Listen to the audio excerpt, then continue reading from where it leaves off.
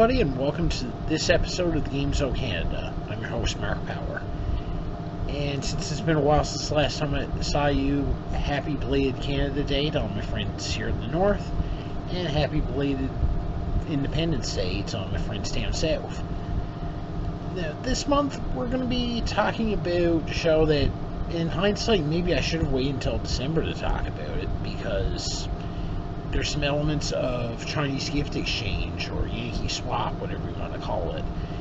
It's a game that comes up at every Christmas party that I'm not a fan of. And I won't get into that right now. If you do want to talk about it, we can mention it in the comments, but it's not really related to this video. So, with all that out of the way, let's go back to Quebec, and we'll talk about a show that I've been wanting to review for a while, and this becomes a case of be careful what you wish for, because it just wasn't that good, in my opinion anyway. It's time to talk about Paquet Voleur. Paquet Voleur, directly translated as Pile Thief, is a strategy game show that debuted on CBC Radio Canada in 2007. The game is loosely based on a French card game of the same name, which brings some elements of Chinese gift exchange, or Yankee swap, or White Elephant gift exchange, whatever you want to call it. The show was originally hosted by Montreal-based TV personality Veronique Cloutier. She would leave the show in 2010 to focus on hosting her panel show, and she would be replaced by actor Joel Legendre. Now, in my opinion, Veronique was the better host of the two. Not that Joel does a bad job, but Veronique just seemed more engaged with the show and was more natural. Joel, he just seems too calm for this type of a show, and he can come across as a bit fake at times. The show sees 8 contestants vying for up to $100,000. In each round, 30 discs are placed on a table in front of the contestants. To start the round, a toss-up question is asked, and the player locks in the correct answer in the fastest time, wins a $101 bonus, which will be added to their total, and the right to choose from the table first. Once each player chooses a disc, they get to see for their eyes only how much money they have. The amounts in the first round range from $1 to $1,000, from $250 to $5,000 in the second round, and from $500 to $25,000 in the third round. Once each player has chosen a disc, another toss-up question is asked, and the player locks in correctly the fastest now earns the advantage of getting to play last. Once each player's turn comes up, they have 3 options. They can either stay with the amount of money they have, they can try to swap with another player of their choice, or they can swap with another disc from the table. Some strategies involved here with the choice, as the amounts the players have chosen are revealed, but it's not revealed who has which amount. If a player chooses to stay, then that ends their turn right then and there. If they try to swap with another player, the other player then can either agree to the swap, or they can try to block it.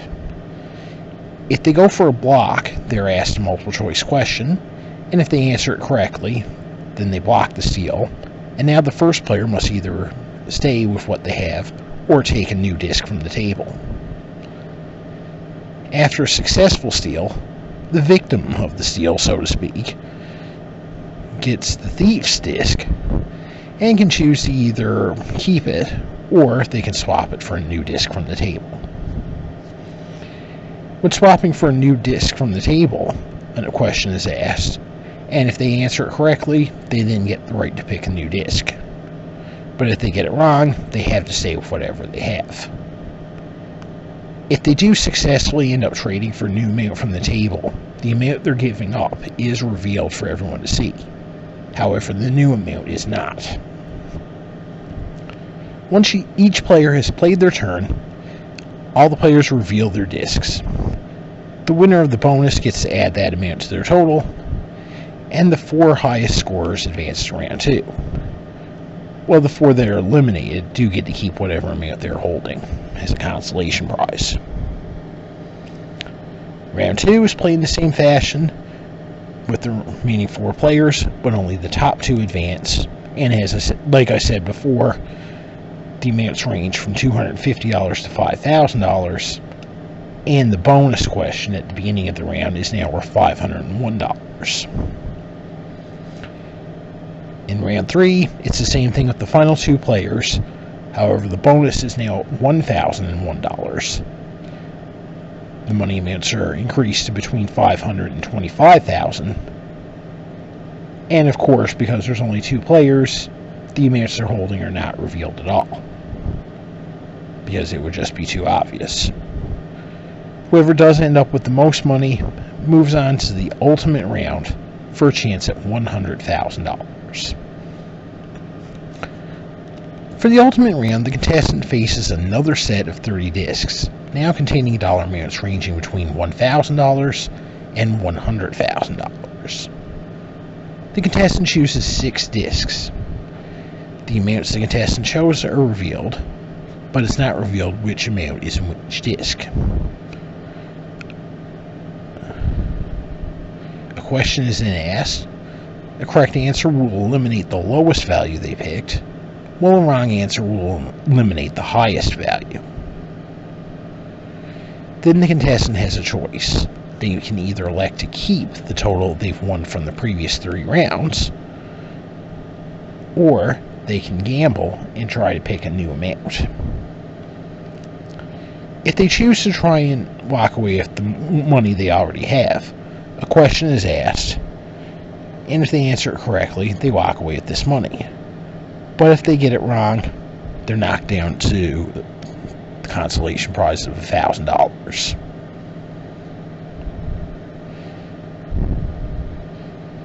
If they choose one of the 5 remaining discs, they simply win whatever amount is inside.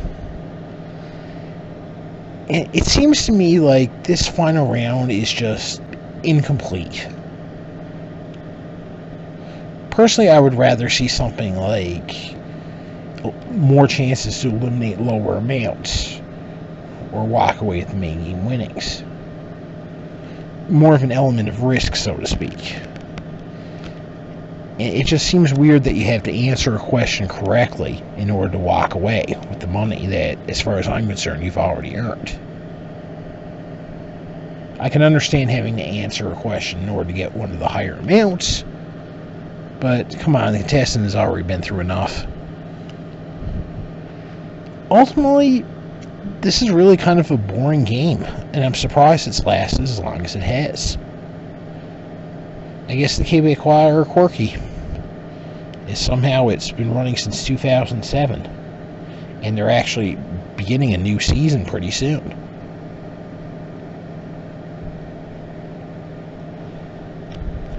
Well, that's going to do it for this edition of the Game Show Canada. On behalf of all of us, I'm Marc Power, saying long may your big jib draw.